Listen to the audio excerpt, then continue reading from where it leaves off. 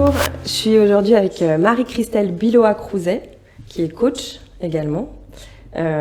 Bonjour Marie-Christelle, comment tu te sens aujourd'hui? Bonjour, bien, tranquille, ça va, pas trop Super. stressée. C'est parfait, il n'y a pas de raison de toute façon. S'il y avait 3 mots à utiliser pour te décrire. Alors, 3 mots pour me décrire. Le premier qui me vient souvent, c'est chance. Le deuxième, je vois respect. Et le troisième, ce serait bienveillance. Voilà. Je sais, ça fait un peu caricatural et auréole sur la tête, mais je suis désolée, c'est moi. Voilà. Alors, chance, l'explication vient du fait que j'aurais pu tout simplement ne pas être là devant toi, tenir cette conversation. Et oui, j'ai eu cette deuxième chance de revivre, de réessayer. Voilà. Et donc maintenant, je la savoure avec plaisir et sans frein, le plus généralement possible. J'essaye de dépasser mes peurs. Voilà. Donc c'est pour ça. Respect, parce que je trouve qu'il n'y en a pas assez. On n'en a jamais assez de respect en fait. C'est intéressant. Ouais, on n'en a jamais assez, que ce soit envers nous-mêmes ou envers les autres. Donc j'essaye le plus possible, encore une fois, de transmettre ça à mes enfants. Et voilà. Bienveillance, pareil. On n'en a jamais assez. Et je pense que si on était plus ou moins tous un peu plus bienveillants envers nous-mêmes et les autres, il y aurait beaucoup moins de problèmes. Mes enfants étant issus de 2 cultures, de 2 couleurs de peau, j'essaye de plus possible de leur transmettre cette bienveillance-là. Ouais, parce que c'est marrant dans les 2 termes que tu as choisis après chance, c'est que tant pour le respect que pour la bienveillance, c'est des termes qui s'appliquent aux autres, mais aussi à soi, et tu l'as très bien dit, être respectueux envers soi-même et être bienveillant envers soi-même, et parfois on est dur. J'ai entendu il n'y a pas très longtemps, si on parlait aux autres comme on se parle à nous-mêmes, on n'aurait pas d'amis en fait. Et parfois on a tendance à être très très dur envers soi, alors que si on était plus respectueux et plus bienveillant, comme tu dis, il y aurait peut-être moins de problèmes. Du coup, est-ce que tu peux nous présenter un peu, te présenter toi, ton parcours? Alors, ça va être long. Les points clés, Non. disons, en Alors, tout cas. avant d'être coach, j'étais technicienne de labo. Donc, rien à voir avec ce que je fais aujourd'hui, mais avec un dénominateur commun, je pense, d'aider les gens. Sauf que là, maintenant, j'ai trouvé, on va dire, la manière de le faire en accord avec qui je suis. Voilà. Ok, très bien. J'ai fait mes études à Toulouse. Je me suis mariée à 20 ans. Et après, je suis partie en expatriation avec mon mari sur un coup de tête au bout de 6 mois, en se disant, bon, on va voir le monde. Et puis, avec tous les chamboulements de la vie, à la fois personnel et professionnel, je me suis retrouvée à un moment de ma vie où j'avais tout ce qu'on peut avoir de l'extérieur. L'étiquette sociale, on peut avoir la maison, le mari, les enfants, et puis à l'intérieur se sentir complètement vide. Et donc à ce moment-là, je me dis mais il se passe quelque chose. Je faisais 105 kilos à cette D'accord, époque-là, ok. il y a 3 ans. Voilà, à ce moment-là, je me dis mais qu'est-ce qui se passe? Je n'arrive pas à reprendre le dessus, à retrouver les facultés que j'avais avant d'ancienne sportive et très go, quoi. Et mon mari me dit là, tu peux plus continuer comme ça, t'es en train de sombrer, mini dépression. Et né dans la culture du secret, qui aller voir? À qui parler de ses problèmes quand on t'a habitué à te dire que l'autre va utiliser en fait tes problèmes contre toi. Donc je me suis mis à lire et à découvrir la psychologie. J'aimais déjà les sciences humaines. J'ai découvert le métier de psychologue en m'inscrivant à la fac de psycho. Et très vite, en fait, j'ai été confrontée par une théorie qui n'était pas en accord avec ce que je vivais au moment même. Dans les débouchés de la licence de psycho, il y avait coach de vie. Et là, je me suis dit, waouh, c'est génial, il y a quelqu'un qui a le manuel de la vie. Et moi, il ne me l'a pas distribué, mais bon, voilà. En lisant, du coup, ce que c'était, la question est venue très vite de quels sont mes objectifs, en fait. J'étais jeune, bon, j'ai que 30 ans, je suis toujours jeune. Oui, je te confirme. Mais voilà, mais quels sont tes objectifs? À quoi t'aspires en fait? Une fois que tu as tout ce qu'il y a dehors, mais toi, qu'est-ce que tu veux? Et là, j'ai pris un stylo, un papier, et j'ai tout noté. C'était, bon, arrêter le pain. Ça peut paraître ridicule maintenant, mais franchement, à cette époque-là, c'était vraiment les premières pensées qui me venaient. Je l'ai encore, ma liste. Donc, arrêter le pain, reprendre le sport, le sucre, voilà. Et en faisant une analyse de tout ça, je me suis rendu compte que c'était que des objectifs liés à la physiologie, donc le fait que je pesais 105 kilos. Et donc, tant que je me voyais encore avec ce poids-là, je me voyais pas bien dans ma peau, ça avait une influence sur mon mental. Donc, j'ai repris tout ça petit à petit. J'ai repris le sport, une alimentation beaucoup plus équilibrée. Je suis repartie de tout ça. Et à la fin de ce parcours, je me suis dit, mais ce que j'ai vécu et tout ce que j'ai vécu en fait au fur et à mesure de ma vie, il y a plein de gens en fait qui le vivent et je pense, mes amis autour de moi m'ont toujours dit, t'arrives à connaître le potentiel des gens, à les motiver, voilà. Et c'est toi en fait. Et je me suis inscrite donc pour faire la certification de coach à l'école Coaching Ways. De là en fait, tout ce que j'ai l'habitude de faire par intuition, on va dire. Là, je le faisais avec beaucoup plus de professionnalisme, certes, mais c'était comme si en fait t'as un langage que t'as toujours eu avec toi. Et puis là, on te donne un traducteur beaucoup plus élaboré. Voilà. Donc après, je me suis dit, c'est ce que je veux faire. D'accord. Voilà. Donc c'est un peu, si je comprends bien, c'est la prise de conscience de ton mal-être interne et externe qui t'a amené au coaching, c'est ça? Qui m'a amené au coaching, oui. Et du coup, c'est un parcours que tu as fait un peu seul, de ce que je comprends. Ta liste, tu l'as établie toute seule. Oui, c'est un parcours que j'ai fait toute seule. J'ai fait en même temps que je me formais, en fait. Je pense que c'est vraiment deux choses qui se sont faites en même temps que je me formais, en même temps que je travaillais sur moi, que je me suis dit, non, c'est en fait ça a toujours été ce que je suis. Voilà. C'est ça. Et est-ce que tu dis s'aimer, c'est s'accepter? Est-ce que s'accepter, c'est aussi s'aimer? Tu vois, je pense que l'un ne va pas sans l'autre. J'ai relevé aussi des mots-clés. Confiance en soi, révélation, transformation. La confiance en soi, c'est quelque chose dont tu as manqué et aujourd'hui, Je peux dire que j'en manque encore parce qu'en fait, c'est une illusion de croire qu'on a confiance à tout moment de sa vie. Je suis d'accord avec toi.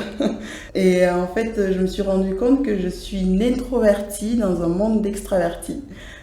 Et que j'essaye tant bien que mal à vivre ma confiance en moi, mais à ma façon, à mode introverti. Il y a des fois, je peux me répéter plusieurs fois des phrases dans ma tête pour me dépasser.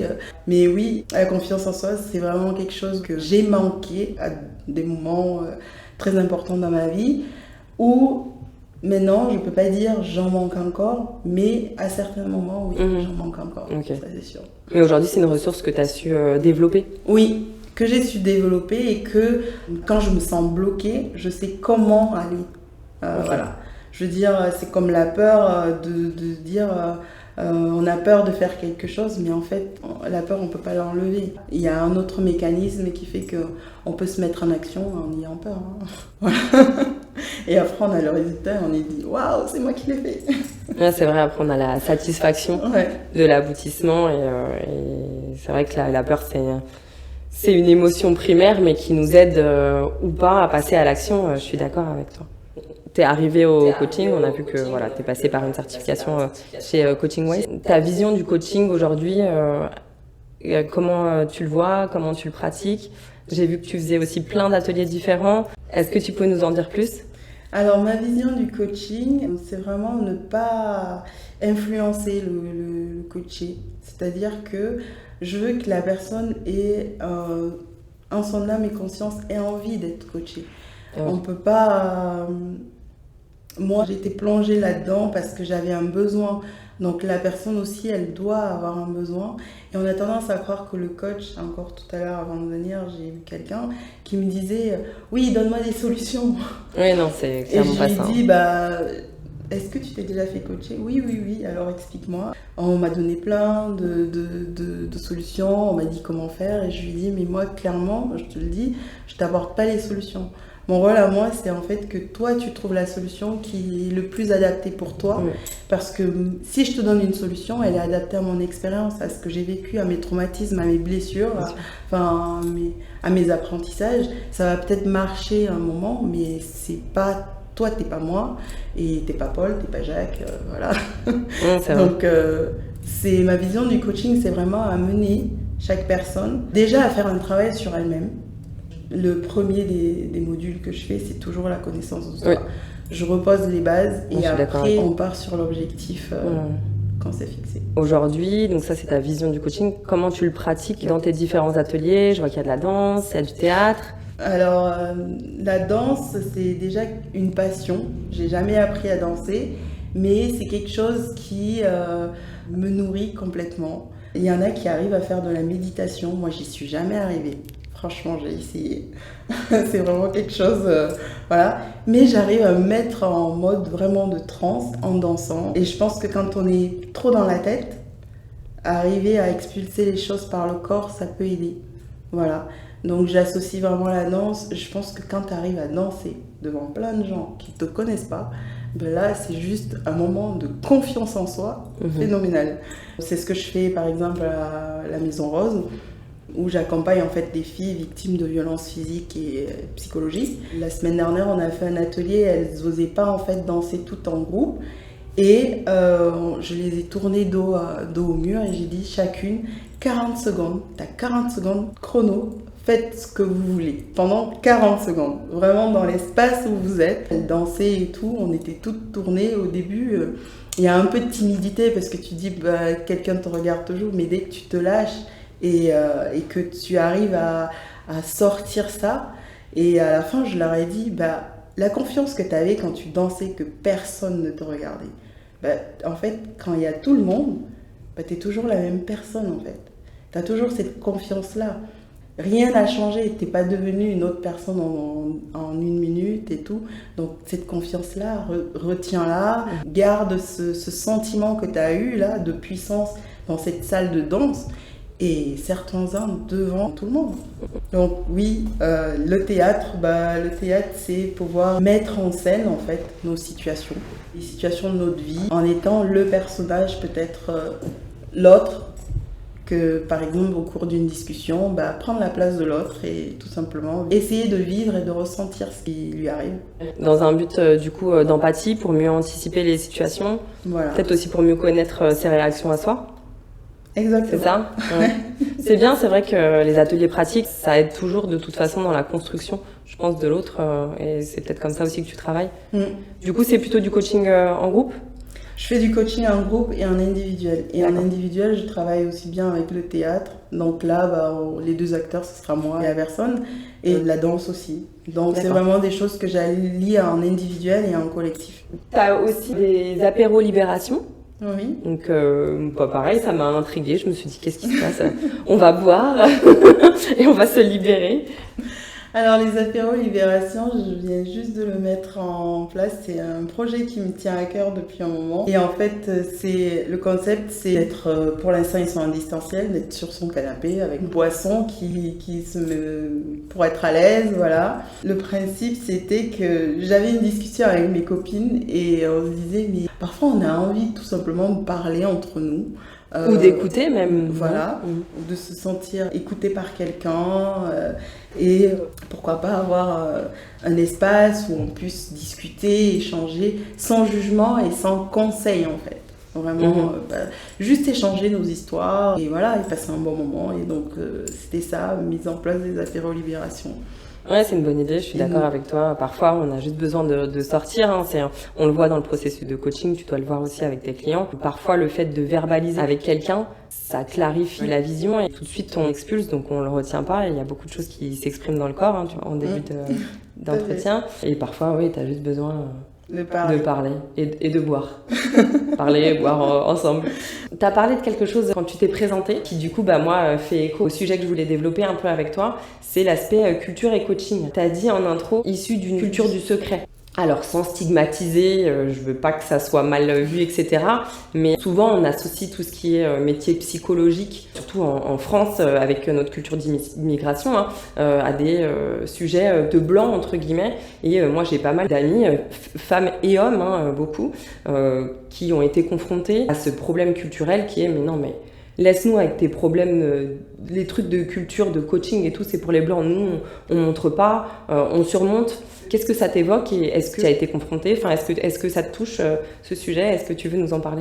Alors, la phrase exactement, problème de blanc, c'est la même au Sénégal. Ouais.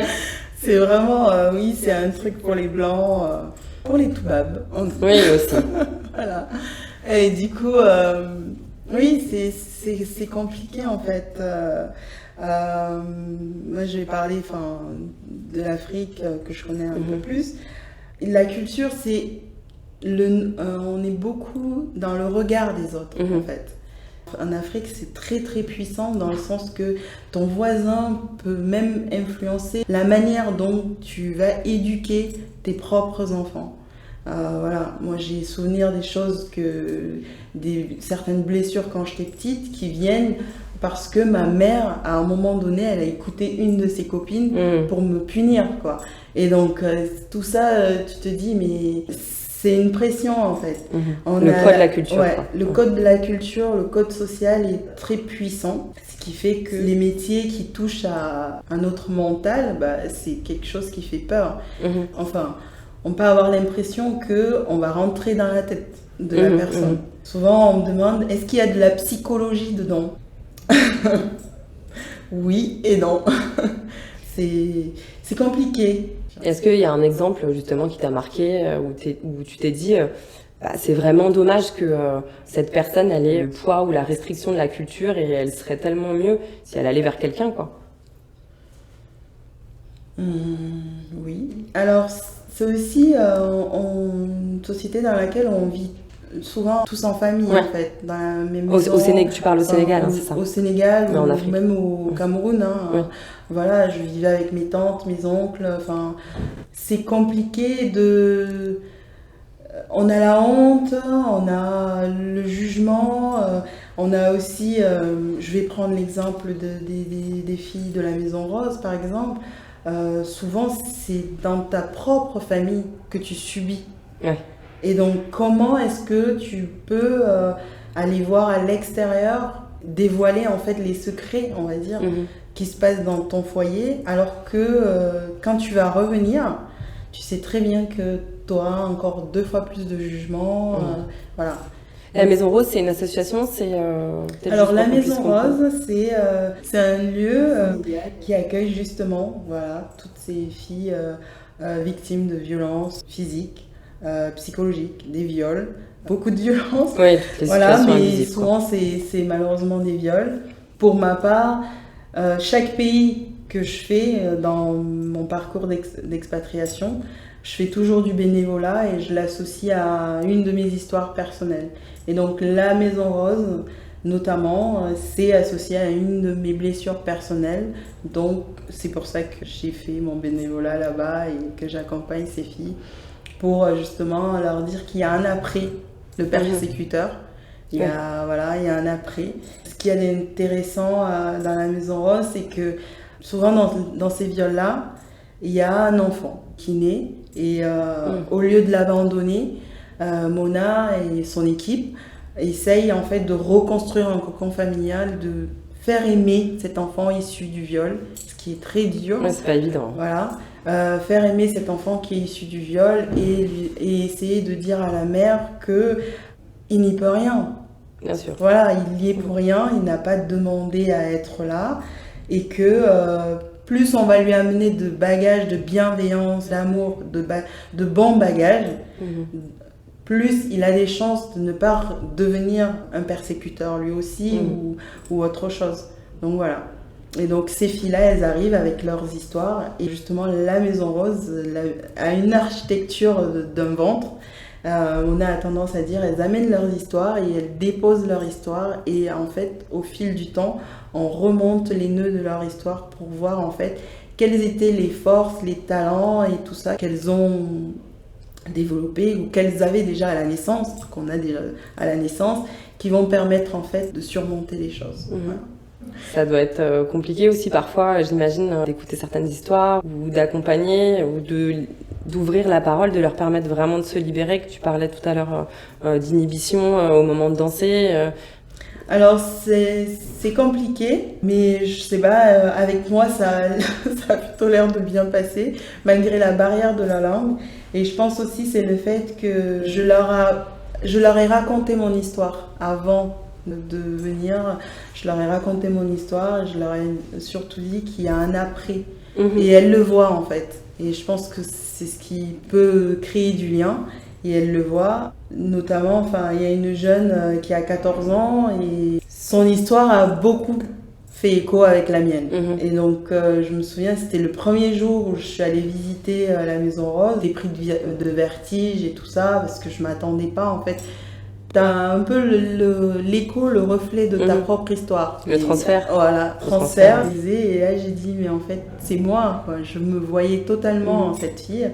Et je suis venue et je lui ai dit, bon, j'aimerais l'accompagner spécifiquement, elle et les autres aussi. Mais oui, c'est pas toujours évident de communiquer avec elle, mais on fait des gestes. Parfois, on a l'air de clown dans la salle, mais voilà. C'est pas grave. C'est pas grave. Moi, je trouve ça, en fait, c'est plus elle qui m'apporte beaucoup que moi. Quand on a 2 jours où je vais pas, elles sont là, elles me disent oui, tu nous as manqué, voilà, mais je trouve que c'est enrichissant, en fait, cette force que moi je vois en elles, en fait. Et c'est ce que je leur dis vraiment, vous avez toute la force, elle est en vous. N'ayez pas peur de consacrer le temps qu'on vous donne là, à la Maison Rose, de vraiment travailler sur vous, de prendre tout ce qu'il y a à prendre et de repartir avec plus de force, plus de courage, parce que souvent elles retournent dans leur famille.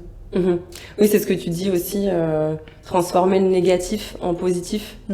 C'est une phrase que j'ai empruntée de Mona.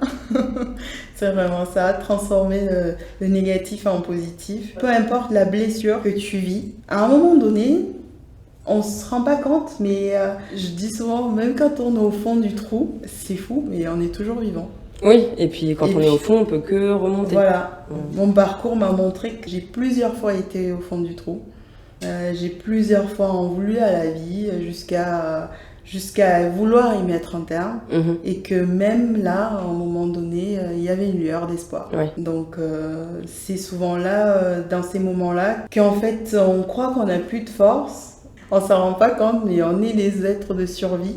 Et on a beau faire tout ce qu'on veut, en fait, notre instinct nous pousse à vivre.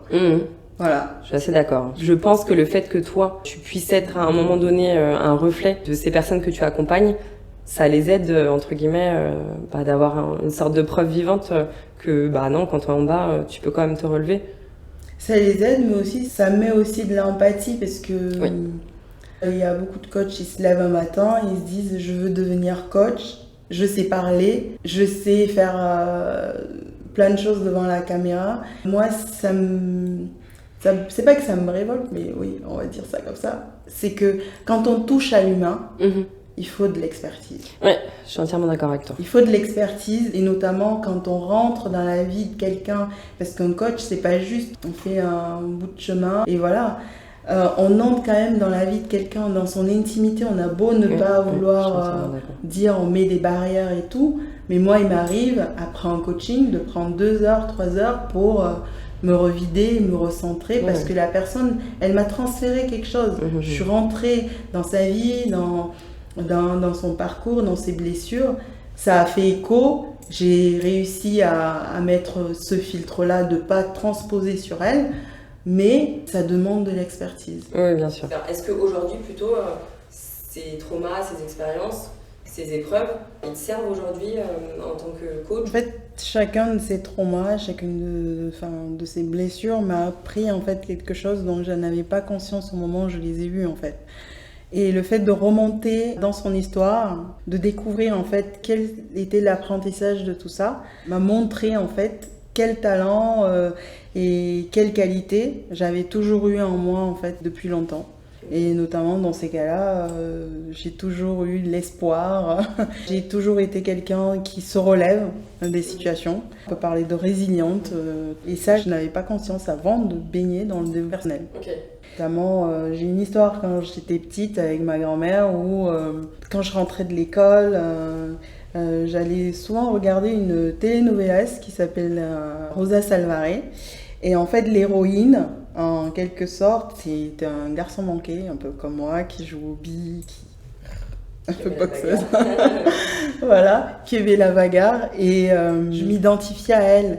Alors, elle était blanche, certes, mais à ce moment-là, j'avais que cette référence-là. Et je me souviens, quand j'ai fait l'introspection de mon histoire, je me suis rendu compte que Rosa Salvaré avait toujours été mon porteur d'espoir. C'est-à-dire que cette jeune femme-là, avec toutes les blessures qu'elle avait vécues, elle s'est toujours relevée et inconsciemment, j'ai mis mes objectifs externes, c'est-à-dire la maison, la famille, j'ai mis les mêmes choses comme elle. Inconsciemment, tous ces critères à elle, j'en ai fait mes critères de petite fille.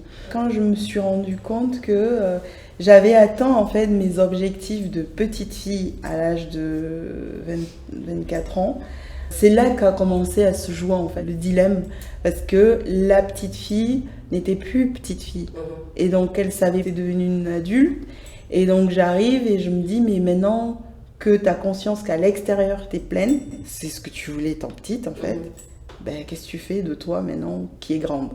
Et c'est là que j'ai commencé cette quête de moi-même et cette connaissance de soi-là à me dire mais oui en fait maintenant qui es-tu, Christelle? Oui, j'ai la voiture, j'ai ce que j'ai voulu, mais ça me rend pas heureuse en fait.